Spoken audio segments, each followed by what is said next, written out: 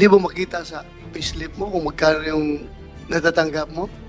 O baka nahiya ka lang na malaman namin na puro loan yung kuan mo, yung payslip mo? Kung ako, kung para sa anak ko, kahit na sa inyo na lahat yan. Yung isain na lang sa akin. Meron Basta din, pakain lang ako na pang araw-araw, inyo na lahat ng pera yan. meron din Diba? po akong ibang anak. Meron pala. Yun ang problema. Mr. Chair, Yes, Senator De La Rosa. hindi mo makita sa payslip mo kung magkano yung natatanggap mo? O baka nahiya ka lang na malaman namin na puro loan yung kuan mo, yung payslip mo? Your Honor, honestly, Baka puro loan nga kaya mabigat sa kalooban mo na magbigay ng ganong halaga. Ganong laman. andito po, Your Honor.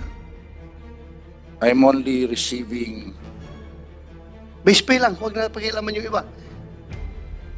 Excluding combat pay, hazard pay, allowances, tanggalin mo na. Sigurado may pagkain ka, may subsistence allowance yan, hindi na may pakialaman. May makakain ka pa. Your Honor, Allowance. yung base pay po nung year 2000 for a Brigadier General was 91,058. Ngayon. Is 136 po. So there's a difference of 45,529, and if I am very much willing kahit 50,000 po ibigay. 50,000? Opo. Kasi po para lang kasi para naman po sa anak ko. 45,000 ang difference, bigay ko po 50,000. Kung ako, kung para sa anak ko, kahit na sa inyo na lahat yan. Ang isain na lang sa akin. Meron Basta din, pakain lang ako na pang araw-araw, inyo na lahat ng pera yan. meron din Diba? po akong ibang anak. Meron pala. Yun ang problema. Kaya po, at saka meron din po akong mga binabayaran na iba. So, yun lang po ang ano ko na Okay. perhaps it's already fair enough. Maybe, Mr. Chair, yung motion ni Senator Risa kanina na magkukos tayo, I second that motion, baka para pag-usapan natin. I know, Mr. Chair, from General Sibilia, is he giving support to his other children, his children during when he was still single, and his children with his child with the first wife, and how much? Your Honor, for the information of this honorable body, nung nagkaroon po ako ng anak pagka binata, kinuha ko po yun, pinalaki, pinaaral, hanggang sa makatapos ng college. Mr. Chair, I'm just asking how much. Are you giving support to Is your it now? first child and to your second child, Yeah. and how much? Right now, Your Honor, because they are already living independently, they are living independently, and they are working. Hindi na po ang ano lang nila nanghihingi minsan pag kinakailangan, hindi po regular kasi may trabaho po sila. At actually lately nakausap ko, nag-request actually ng pang show money nila abroad kasi So, ibig sabihin nyo, Mr.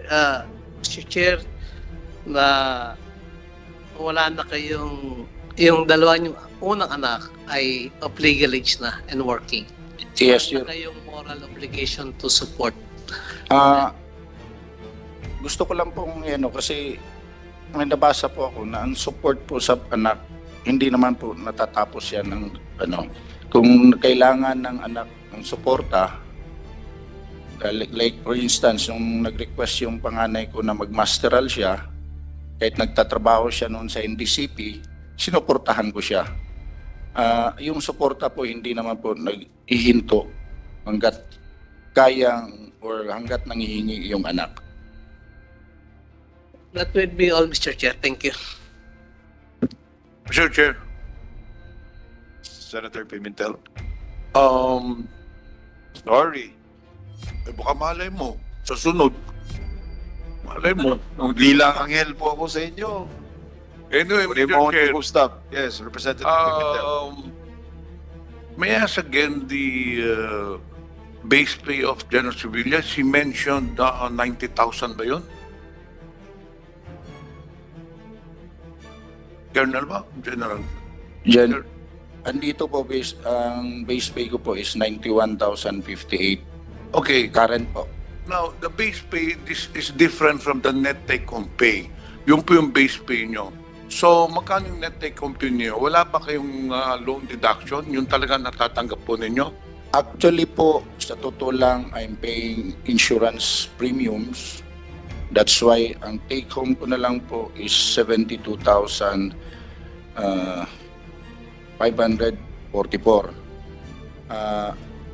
May loan din po ako na binabayaran sa sakyan.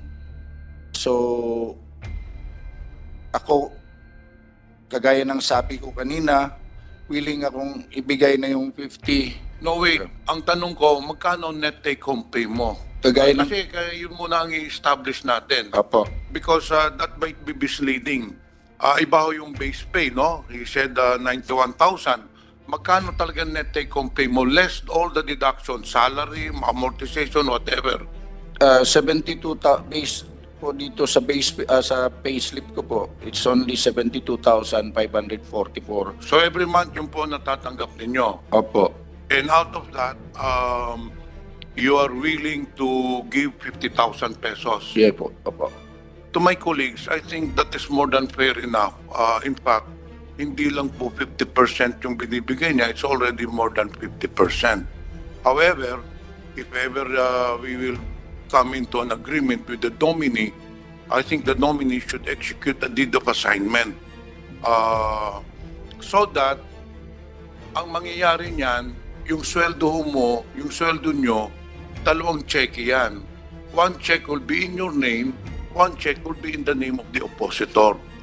Because if we do not do that, kung hindi salary deduction, we cannot get any assurance. Kung siya lang ang po ang magbibigay, how can we get assurance na matutuloy yun? Well, at this point, siguro daw papayag si General Sevilla, just lang para lang siya ma-confirm, pero how can we be assured na itutuloy yung bayad? So it should be through salary deduction. Ngayon, ang pangalawang tanong, assuming he has already signified his intention na magbigay ng 50,000, is the oppositor willing to accept that agreement? So we should ask that. Baka tayo lang nag-uusap, pero iba naman ang nasa isip ng oppositor. So magkakaupos po kami, basta meron na siyang sinabi na willing siya.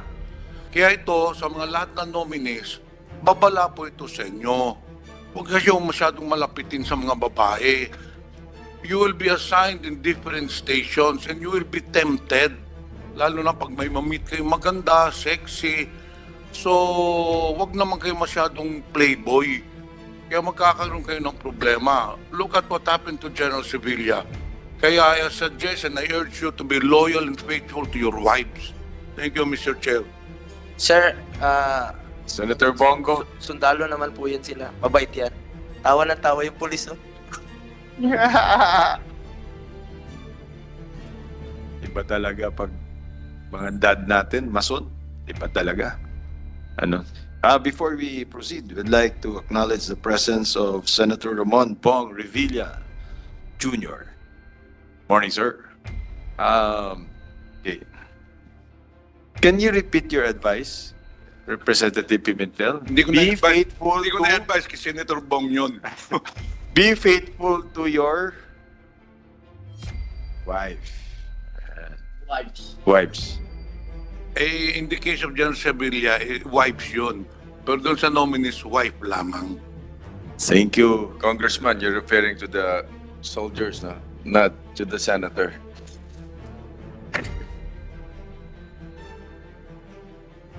Baka tayo mabahampas dito. You know, light moments lang yun. Para saya, masyado tayong serious. Anyway, Senator Bongo, please, sir. Okay na?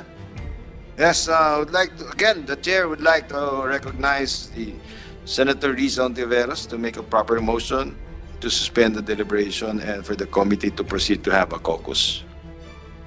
Salamat kaayo, Mr. Chair.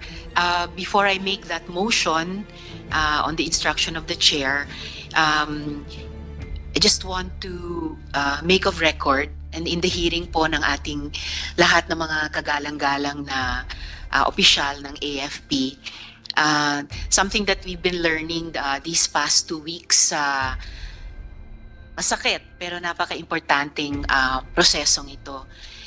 Earlier we were talking about base pay and half of base pay. Confident po ako, Mr. Chair, na mariresolve natin yan in caucus. No need anymore here in open hearing because no wife and no children should have to beg for basic proper child support. Sabi ko nga last week nung nag-uusap kami ni na chair and yung mga kaming magkakasama sa komite, this is really also a teaching moment for all our institutions. Kasi hindi lang po sa inyo, sirs, ma'am, sa AFP, kahit kaming lahat, mga kasama niyong nagtatrabaho sa gobyerno, we know in principle that character is just as important kasing timbang ng competence. And dun sa sinabi ng Mr. ko kanina, it's essentially important we take care of all of those we should take care of sa ating trabaho at sa ating personal and family life. Ako po bilang PNP widow at yung at least isa pang kasama ko dito sa komite na spouse sa Army, alam po namin kung ganong karaming mga opisyal ay maayos na inaalagaan ng inyong mga pamilya. But there's also still a lot of pain dahil sa ganitong mga issue. And I only wish, as we all move forward, na for one, at ito na nabanggit ko to kay Chair noon, appeal po mula sa miyembrong ito ng komite, narinig na rin po ni CA Chair SP President Mig Subiri, appeal po dun sa 2 boards ng Armed Forces na in charge sa mga promotions, ang Board of Senior Officers at saka Board of Generals, na sana sa loob na po ng kanilang mga board, maayos yung ganitong mga problema, yung ganitong mga gusot bago pa umakyat sa CA. Kasi sabi na rin po namin noon, hindi naman po kami family court at dapat sana ma-address po at ma-resolve yung ganitong mga issue bago iakyat sa CA.